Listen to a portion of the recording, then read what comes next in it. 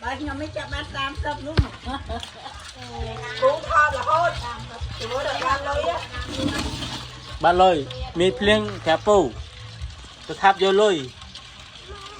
chắc đào ban trơn.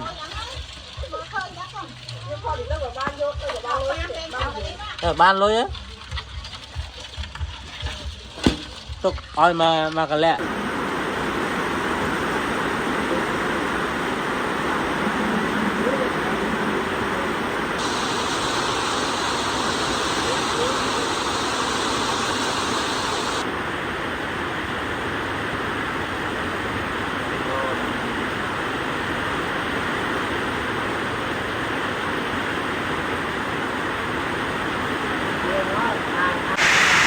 Lời này phliêng kháng bà phliêng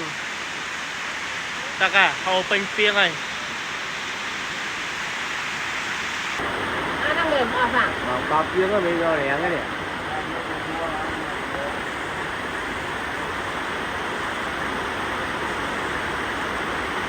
tiệp phiêng ở đây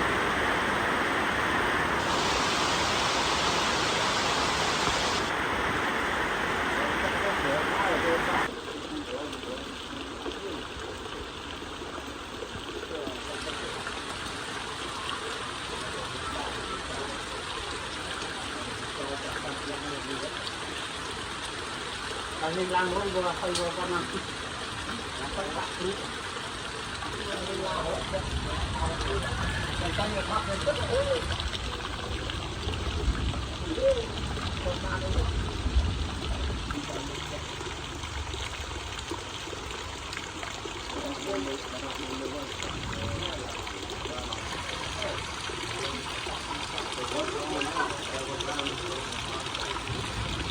đây đây chào vậy chứ Chặt ăn xa đồ mùi. sao mà Kêu bỏ cái đám kia ấy. ở giờ nữa hả Thì chặt thì lớn á mày. Đâu không? Mắc sân đó nghe. Nè đầm lệch nè. cô nhi này Khi mà vô đây rồi. cô nhi à Mẹ đấy. Khi không có mũi nha. it's more Bên liên côn cả linh. cái gì à Côn nó phải hả? Nhóm vì giờ côn mà vô cắt láng dữ là trời. cái gì à cái gì à bố bố bố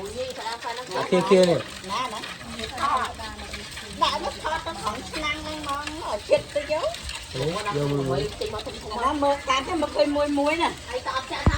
vô á ăn khơi mà vô ra khơi ban sam mà sam một muối chắc kia đó anh hồ khi mà can họ đang bán it's more nhỉ cái gì à cái chất gì đó nè thế vậy mà nữa là mua gì à mua gì mà xóa à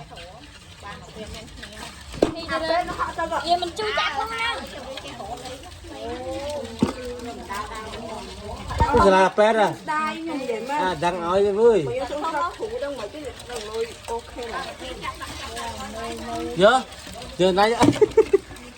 cháu cháu cái con ngon đấy hả đâu mới nào ngon mới lên ô ơi con giờ má con giờ má con con giờ má buồn ghê chui mà giờ nhà sao lại giờ con đó cho là hả buồnទឹកនំទឹកនំមួយហៅមកបានធ្វើទឹកនំផ្ទះខោពេលម៉ែតាអត់7 4នេះហើយចូលlên nhaម៉ែរួមអានេះឲ្យរកតាមម៉ៃ22thầy phi với buồn mày nha 22រត់22 24ទូនម៉ែ5 26ណោះ27នេះ2431 phi Thì xì chanh trong chanh xe mày hả xì chanh vậy à bán sao một muối tàu ấy lên mùi ok bây giờ tí đấy nhớ bán này ăn mà mừng phi à mà cà phê à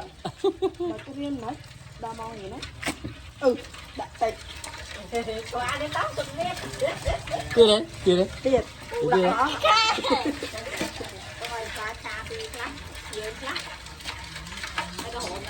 ủa ngày nó ngày chưa ngày đó ngạt tức nó tay tôi làm mà đâu rồi lát cháu rồi nè tôi làm mà lúc ôn đam mà admin nó không hồn tê tôi làm mà đấy có thơ tập thấy tập thấy mà biết ốp tu hoa bá anh à mà khai mà mới lá xem mà chăm tụi ai chơi hùa là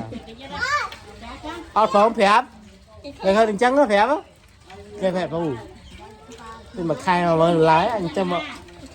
ao tự nhiên rồi à một quả nó lái mà hồi nãy à anh từng luôn xa của ban phna của ban ta pet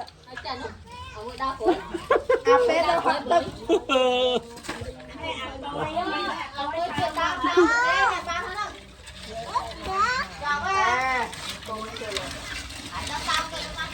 chú ơi nhà thông nâng tiết rồi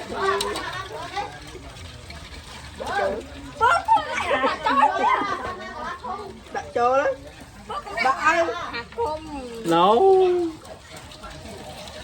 trong ban với mẹ ai anh một cái nó nhẹ nó hay mới lá nè làm ăn mơ lá anh chơi sao đây thì à cái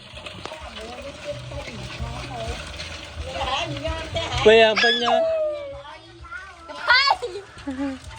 ôi bị trai bán trốn cam thom thom vào luôn bị bên đây mà bà phết đang mà dân chặt ma được sai viên luôn hồn luôn có đấy tạt nghiệp cũng hết hiểu bên đây nó lại trên này lúc còn cái đám lúc quên phun sai ấy đấy cả họ chị đàn bà nhưng mấy chặt bán tam sập luôn cũng khó là thôi chỉ có được ban lôi á ban lôi mi phliêng kẹpปูtôi tháp vô lôi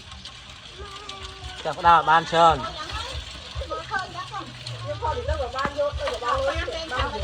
ban lôi á tục oi mà cái lẹ